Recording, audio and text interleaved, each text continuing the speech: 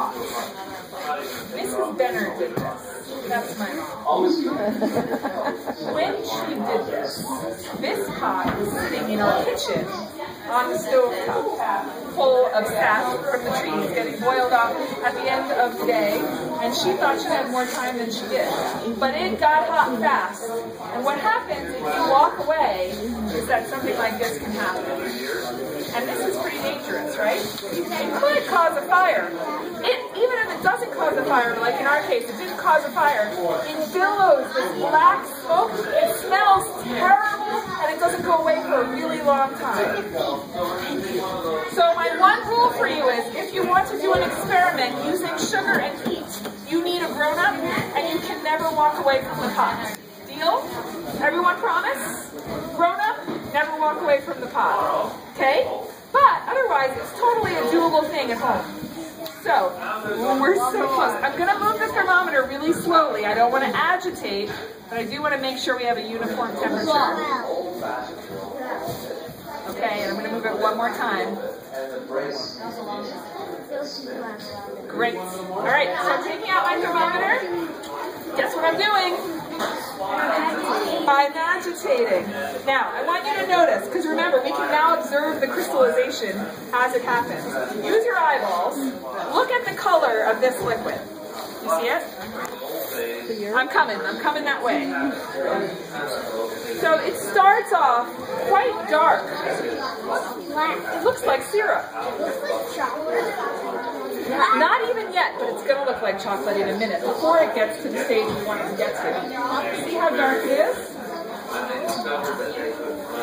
Now, as I stir it, I'm agitating. What are the crystals doing? What are the sugar molecules doing in there?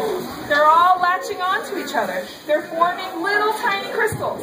And those little tiny crystals are latching onto each other and forming slightly bigger tiny crystals. And so on and so on. Now, they'll never be able to get very big because I'm agitating it. I'm moving it all around, so they're just getting a little bit bigger, and they're all sort of uniformly growing. And it's cooling pretty fast, which means it's getting thicker, because the solution isn't going to be melted much longer. So the sugar crystals are having to work a little harder to latch onto each other. They're starting to move a little bit more slowly, and eventually it will harden. And once it hardens, there's not much crystallization that happens after that. But right now it's happening like crazy. And because it's happening, the color of this whole solution is going to start to change, because crystals reflect light differently than no crystals. And so, you're going to notice that it's going to start looking more like melted chocolate. Do you notice that? Does it look more like melted chocolate? Yes, it does. And then, it's going to start looking like caramel.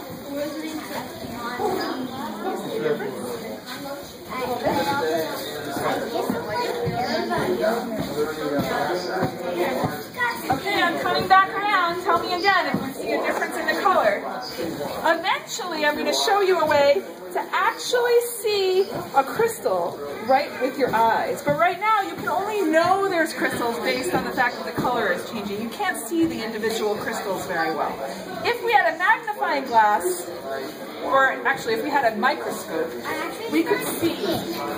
You see that changing color, right? It's starting to look more caramelly. I also see like crystals. Oh yeah? Like washing up. Wow, you have good eyesight. It's a little different now.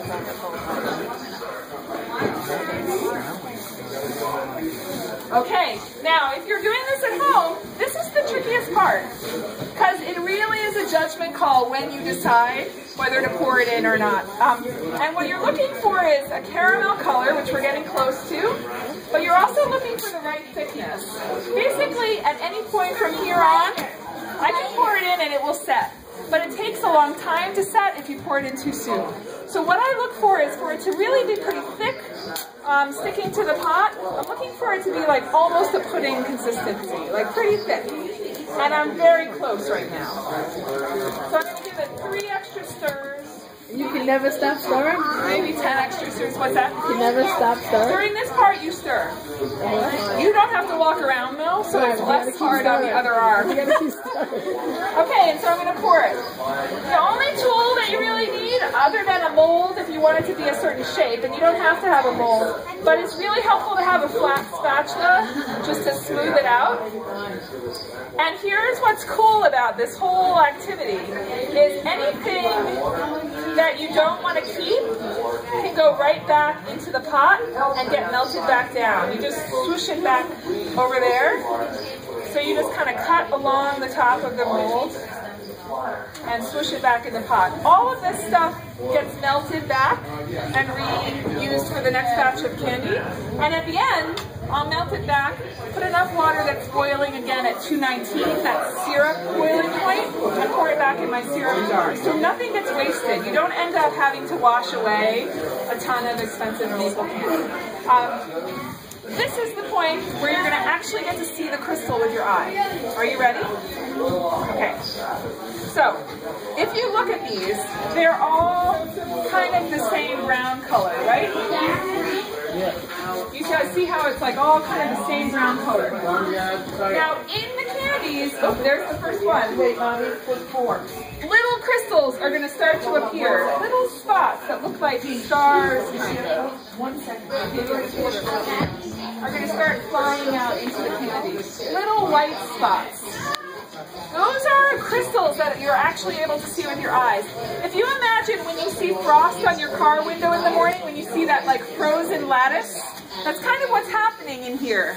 In the sugar solution, all these crystals are kind of shooting through and connecting to each other.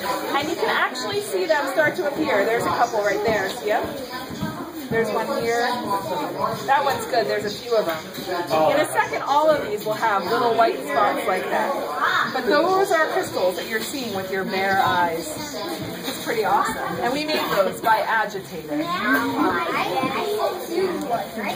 Yeah, that one's pretty big. That one's pretty big.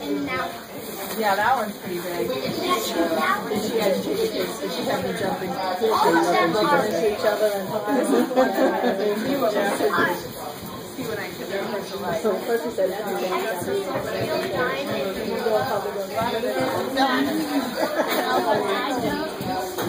so if I was making these for like a professional candy shop, if I was Martha Stewart, I would let this sit. I would not touch it. I would let it cool to room temperature, make sure it was entirely cured, and then I would carefully pop them out, and I would have some sort of package to put them in with some sort of trim, right? And they would look perfect. And we could do that today if you want. We can let these sit for an hour to cool before we eat them. Or we could pop them out early, and they might not be as perfect. Some of them might break. You won't see all of the lacy detail of the leaves, but you can eat them while they're still warm. Which should we do? Should we let them cool for an hour, or should we eat them while they're still warm? Eat them, eat them. Mrs. Benner wants to eat them. Should we eat them? All right. Because Mrs. Benner wants to eat them, we will. Here's what we're going to do. I'm going to keep holding them and let them cool a little bit, because I have some, just like on a cooking show, that are already done. And so I'll pass these around. Here's the rule about maple candy at the farm this weekend. Everybody gets to have one, but not more than one, okay? So if you already had one, only one per person. If you absolutely need to have more, I think there's some for sale out there. But I only give away one, because there's just too many people to give more than that away, okay? Deal? All right.